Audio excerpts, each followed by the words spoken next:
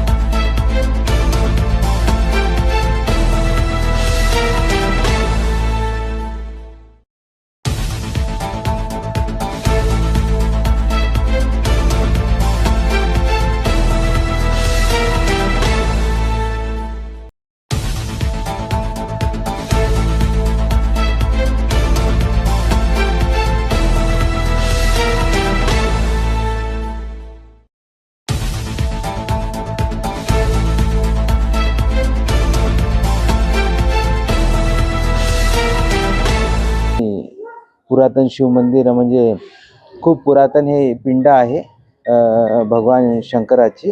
त्याच्या दर्शनासाठी आम्ही आमचा हा दुसरा सोमवार आहे या वर्षीचा आणि याच्या आधी आलो होतो।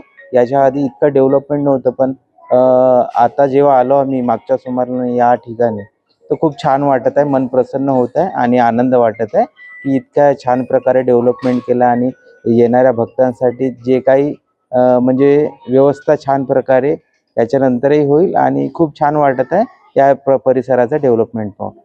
आम्ही इथे पूजा करण्यासाठी आलो आहे। तिथे छान वाटत आहे। आलं तर आम्ही आधी पण यायचो पूजा करायला, तर तेवढं हे नाही वाटायचं, पण आता पूजा करायला आलो तर असं मन प्रसन्न होतात आणि व्यवस्था वगैरे छान आहे। याबद्दल धन्यवाद।